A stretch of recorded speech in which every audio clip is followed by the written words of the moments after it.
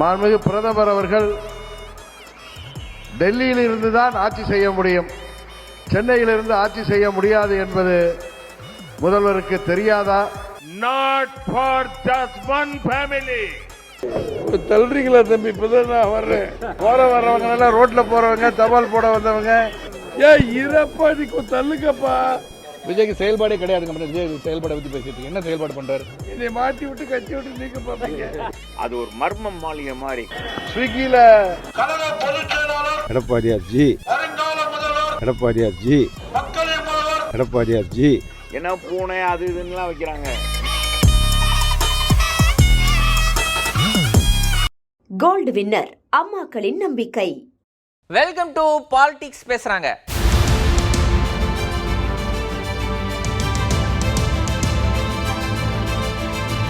ஆண்டிப்பட்டி கிட்ட திமுக எம்எல்ஏவால புது அங்கன்வாடி மைய கட்டிடம் திறந்து வைக்கிற நிகழ்ச்சி நடந்திருக்கு. இந்த நிகழ்ச்சிக்கு வர பொதுமக்களுக்கு சும்மா அனுப்பக்கூடாதுல்ல, அதனால அவங்களுக்கு கொடுக்கறதுக்காக ஸ்நாக்ஸ், ஜூஸ், தண்ணி பாட்டில், இனிப்பு, காரம் இதெல்லாம் அடங்கின ஒரு தின்பண்டங்கள் அடங்கின ஒரு பாக்ஸ் எல்லாம் வந்து போட்டு கொண்டு வந்திருக்காங்க. ஆனா மக்கள் நீங்க ஓபன் பண்ணிட்டு இருங்க அப்படின்னு போட்டி போட்டு அந்த ஸ்நாக்ஸ் கிட்ட அள்ளிட்டு போயிருக்காங்க.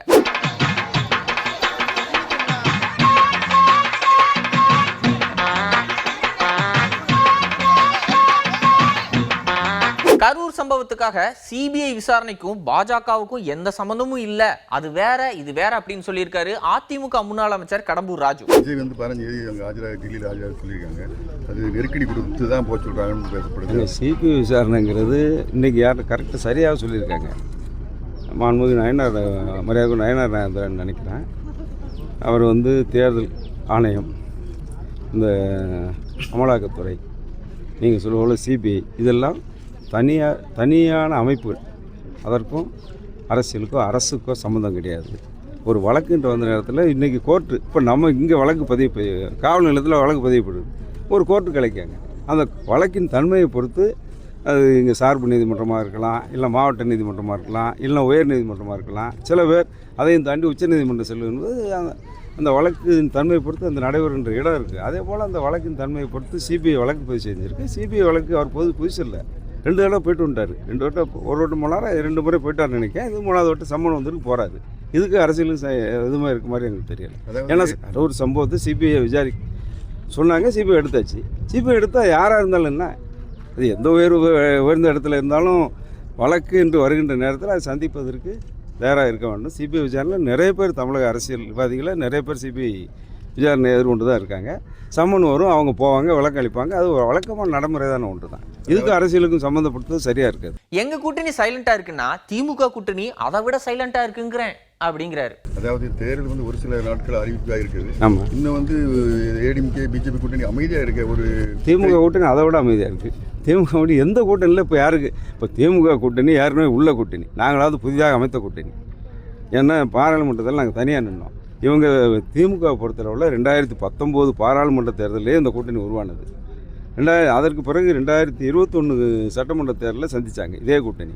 அதற்கு பிறகு தமிழகத்தில் நடைபெற்ற பல்வேறு இடைத்தேர்தலையும் இந்த கூட்டணியோட சந்தித்தாங்க. அதுக்கு பிறகு 2024 பாராளுமன்ற தேர்தலையும் சந்திச்சிட்டாங்க. ஏற்கனவே கைவசம் இருந்த கூட்டணி தான் நடைமுறையில் இருந்த கூட்டணியே அவங்களால தொகுதியை இன்னும் பிரிக்க முடியல. எந்த கட்சிக்கு எவ்வளோ கூட்டணி திமுக உள்ள ஒதுக்கியிருக்காங்களா, நீங்கள் சொல்லுங்கள் பார்ப்போம். தமிழ்நாட்டுடைய என்டிஏ கூட்டணிக்கு தலைவர் எடப்பாடியார் ஜி தான் அப்படின்னு அவங்க பாஷையிலேயே சொல்லியிருக்காங்களாம். என்டிஏ கூட்டணியில் எந்த பிரச்சனை இல்லை. இன்னைக்கு கூட பியூஷ் கோயல் நான் வரும்போது பார்த்தேன், இப்போ வரும்போது பார்த்தேன். பியூஷ் கோயல் திருச்சியில் பேட்டி கொடுக்காரு, தெளிவாக சொல்லியிருக்காரு என்டிஏ கூட்டணிக்கு தலைவர் எடப்பாடியார் தான், எடப்பாடியார் ஜி அப்படின்னு சொல்கிறார். அவங்க பாஷையில் சொன்னால் எடப்பாடி ஜி.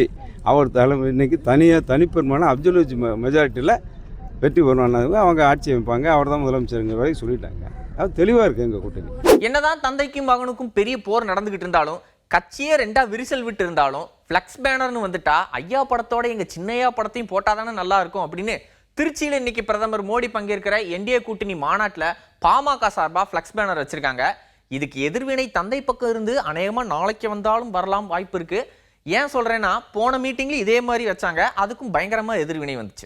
அதிமுகக்கு நீங்க என்ன ஓட்டு கேட்கறது, நான் கேட்கறேன் பாருங்க அப்படின்னு ஒத்தையாளா நின்று தனியா போர்ட்டபிள் ஸ்பீக்கர் வச்சு எடப்பாடியாருக்கு ஓட்டு போடுங்க அப்படின்னு ஓட்டு கேட்டிருக்காரு தீவிரமான ஒரு தொண்டர். பொதுச் செயலாளர், வருங்கால முதல்வர், மக்களின் முதல்வர் ஐயா எடப்பாடியார் வாழ்க. கழக பொதுச் செயலாளர், வருங்கால முதல்வர்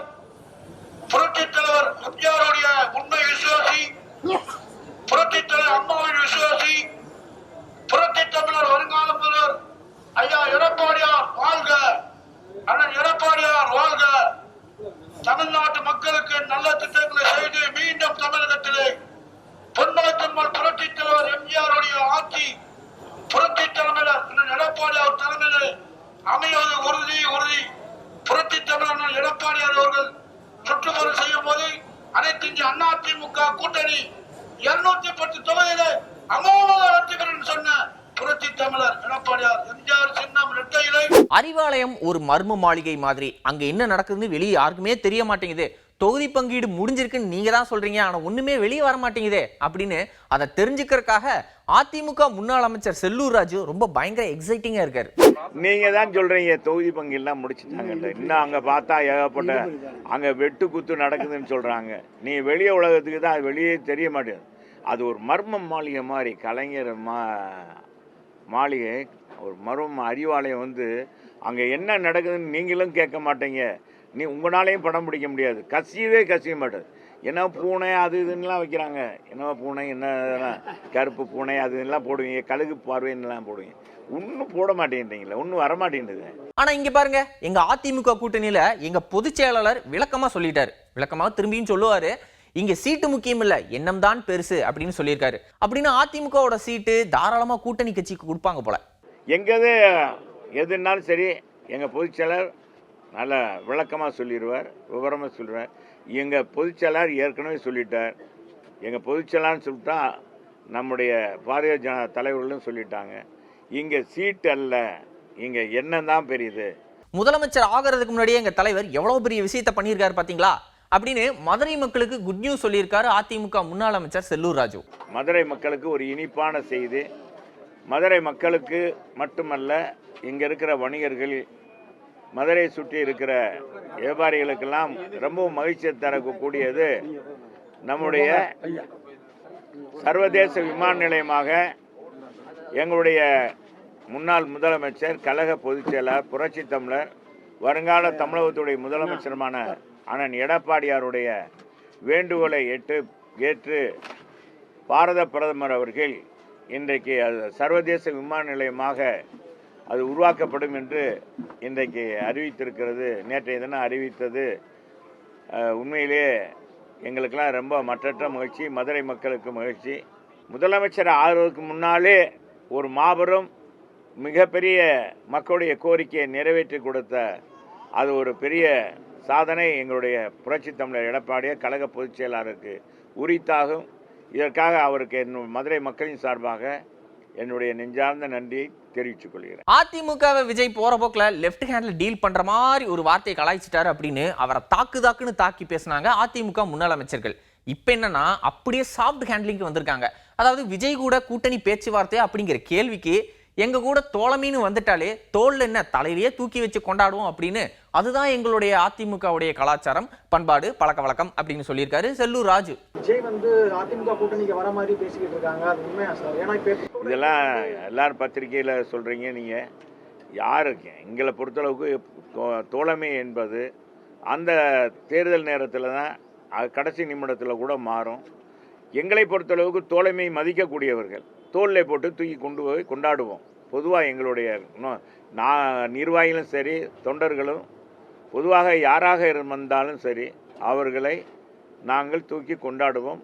அவர்களை உச்சி முகழ்ந்து அவருக்குரிய பதவியை கொடுப்போம். அவர் வருவார் அப்படிங்கிற எக்ஸ்பெக்டேஷன் லெவல் பயங்கரமா இருக்கு போலயே. அதிமுக முன்னாள் அமைச்சர் திண்டுக்கல் சீனிவாசன் அவர்கள்கிட்ட கேட்டிருக்காங்க. அதாவது விஜய் பத்தி ஒரு கேள்வி கேட்டிருக்காங்க. ஆனா இவரு ரொம்ப யதார்த்தமான மனுஷன். அதாவது மனசுல பட்டதை பேசக்கூடிய ஒரு நபர். நிறைய மீம்ஸ்களுக்கு கண்டென்ட் கொடுத்து பேசியிருப்பாரு. ஏன் பேசாம தூங்கியும் கண்டென்ட் கொடுத்திருப்பாரு. இப்ப விஜய் சம்பந்தப்பட்ட கேள்விக்கு பேசி கண்டென்ட் கொடுத்திருக்காரு. பிரதமர் நரேந்திர மோடி இன்னைக்கு வர்றாங்க, எப்படி தள்ளுறீங்களா தம்பி? இப்பதான் நான் வர்றேன், ஆனா அப்புறம் பேசிக்கலாம்ப்பா சாயங்காலம். ஏன் இருப்பா, நீ தள்ளுங்கப்பா, என்னை மாட்டி விட்டு கட்சி விட்டு நீங்க பாப்பீங்க, தள்ளுப்பாங்க. அதே என்டிஏ கூட்டணியுடைய பாஜகவின் காரியகர்த்தாவான நடிகர் சரத்குமார் விஜய் பத்தின கேள்விகளுக்கு அவரெல்லாம் வர வாய்ப்பே இல்ல, ஸ்கிப் திஸ் கொஸ்டின் அப்படின்னு சொன்னாரு. திரும்ப அவரை பத்தியே பேசி டென்ஷனும் ஆயிருக்காரு. இதாவது நான் வந்து ஒரு காரியகர்த்தா, இன்னைக்கு ஒரு காரியகர்த்தா. விஜயோட கூட்டணி நான் அதை பற்றி பேச முடியாது. ஃபர்ஸ்ட் ஆஃப் ஆல் விஜயோட கூட்டணி இருக்கிற மாதிரி எனக்கு தெரியல. இது நீங்களா தான் கேட்டுட்டு இருக்கீங்க. பிரஸ் தான் விஜயோட கூட்டணி இருக்கான்னு கேக்குறீங்க. எனக்கு தெரிஞ்ச அந்த மாதிரி எதுவும் செய்தி என் காதுகள் வரல. இல்ல அதை பத்தி வந்தா நல்லது, வராட்டி நல்லதுலாம் நான் சொல்ல மாட்டேன். எனக்கு அந்த மாதிரி தகவல் இல்லைன்றது ஊர்ஜிதப்பட்டு சொல்றேன். யாருக்கிட்ட? விஜய் கூடயா? தேசிய ஜனநாயக கூட்டணி பலமாக தான் இருக்கு, அதில் வந்து மாற்று கருத்தே கிடையாது. வேற என்ன வேணும்?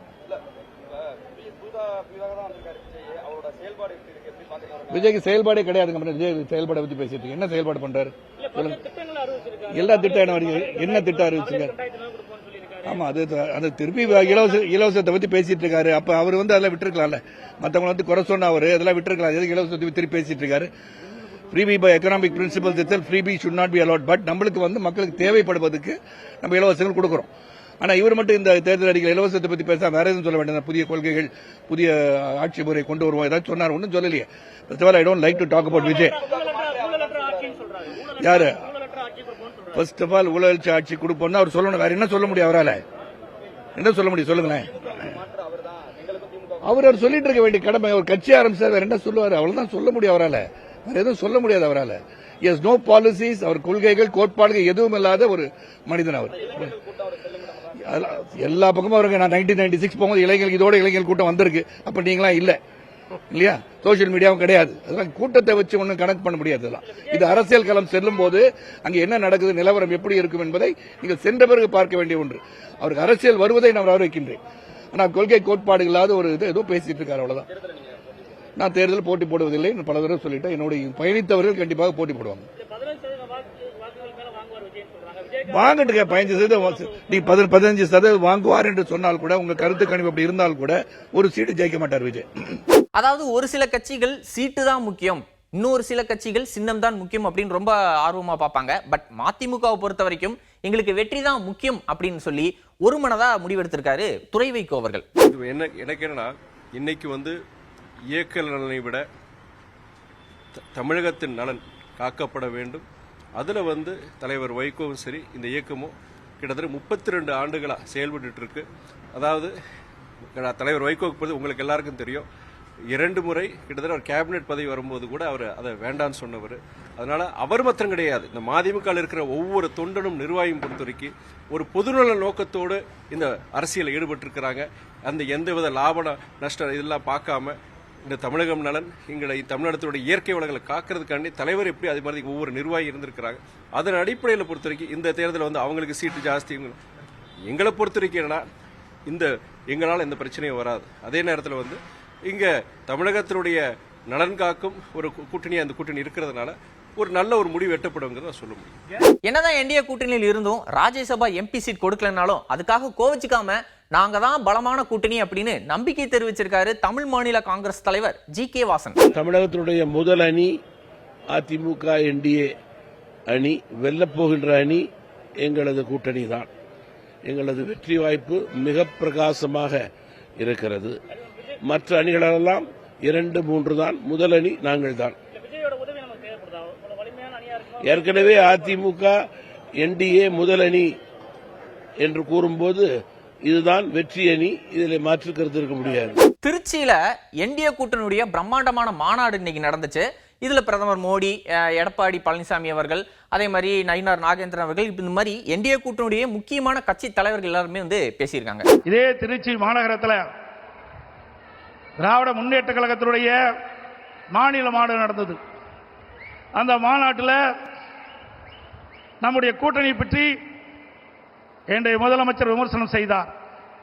திரு ஸ்டாலின் அவர்களே, அனைத்து இந்திய அண்ணா திராவிட முன்னேற்ற கழகம் தேசிய ஜனநாயக கூட்டணி இணைந்து அற்புதமான கூட்டணியை தமிழகத்திலே அமைந்திருக்கின்றது.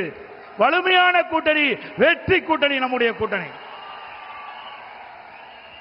உங்களுடைய கூட்டணி பல்வேறு பிரச்சனைக்கு இடையிலும் பல்வேறு வார்த்தை போர்களுக்கு இடையில்தான் இப்பொழுது காங்கிரசும் திமுகவும் இன்றைக்கு கூட்டணி அமைந்திருக்கின்றன. கிட்டத்தட்ட 20 நாட்கள் திராவிட முன்னேற்ற கழகமும் காங்கிரசும் வார்த்தை போர். பத்திரிகையில் ஊடகத்தில் வருகின்ற செய்திகள், காங்கிரஸ் திராவிட முன்னேற்ற கழகத்தில் ஆட்சியிலே பங்கு கூடுதல் இட வேண்டும் என்று தினந்தோறும் அறிக்கை, பல்வேறு விமர்சனங்கள், அத்தனையும் தாண்டி கெஞ்சி காங்கிரசுக்கு அடிமையாகி காங்கிரசோடு கூட்டணி வைத்திருக்கிறீர்கள். முதலமைச்சர் ஸ்டாலின் கேட்கிறார், என்ன கொடுத்தார்கள், என்ன கொடுத்தார்கள்? கடந்த காங்கிரஸ் திமுக ஆட்சி மத்தியில் இருந்ததை காட்டிலும் 14 லட்சம் கோடி ரூபாய் தமிழகம் தந்த மாபெரும் தலைவர் நரேந்திர மோடிஜி அவர்கள் 14 லட்சம் கோடி ரூபாய் தந்தது நமது பிரதமர் நரேந்திர மோடி அவர்கள் மறுக்க முடியுமா? அது மட்டுமல்ல, இன்னைக்கு ஸ்டாலின் கூட்டத்திலே பேசியிருக்கிறார்கள், எல்லா தொண்டர்களையும் பார்த்து பேசியிருக்கிறார்கள். கிரிக்கெட் போட்டியில் கடைசி பந்து வேகமாக வீசணும் அப்படின்னு சொல்லியிருக்கார். நான் கேட்கிறேன் முதலமைச்சர் ஸ்டாலின் அவர்களை பார்த்து, நீங்கள் வீசுவதற்கு விக்கெட்டே இருக்காது, களத்தில் விக்கெட்டே இருக்காது, எங்க பந்து வீச போகிறீர்கள்? வெகு விரைவில் அதற்கான காரணம் தமிழ்நாட்டின் முதலமைச்சர் எல்லா கூட்டங்களிலும் சொல்லிக் கொண்டிருக்கிறார், எல்லா பேட்டிகளிலும் சொல்லிக் கொண்டிருக்கிறார், இது தமிழ்நாட்டிற்கும் டெல்லிக்குமான தேர்தல் என்று.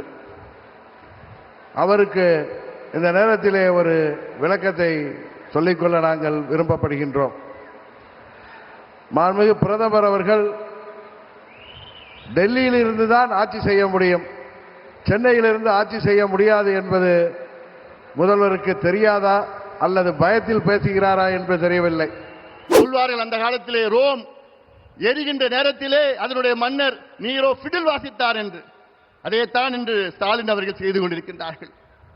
இவ்வளவு பிரச்சனைகள் மத்தியிலே முதலமைச்சர் ஸ்டாலின் அவர்கள் அன்றாடம் ஒவ்வொரு விளம்பர சினிமாவில் நடித்துக் கொண்டிருக்கின்றார்கள். அன்றாடம் பார்த்திருக்கிறோம், விளம்பர காட்சிகளில் நடத்தி கொண்டிருக்கின்றார், அவ்வளவுதான். ஆனால் நான் கேட்கின்றேன், தமிழக மக்களே, ஒரு மருத்துவனாக நான் கேட்கின்றேன், 3 மகள்களை பெற்ற தந்தையாக நான் கேட்கின்றேன், தயவு செய்து இந்த கொடூரன் திமுக ஆட்சியை அகற்றுங்கள். நான் தமிழ்நாட்டில் உள்ள அனைத்து பெண்களை கேட்கின்றேன். The whole state has made up its mind to throw out DMK from the government. The people want a government that works for every family, not for just one family. And they know that only NDA can bring that change of Tamil Nadu. இன்னைக்கு மாதிரியே நாளைக்கும் யாரெல்லாம் அரசியல், அதாவது politics பேசியிருக்காங்க அப்படிங்கிறத அடுத்த எபிசோட்ல பார்க்கலாம். அதுவரை நன்றி, வணக்கம். கோல்டு வின்னர் அம்மாக்களின் நம்பிக்கை.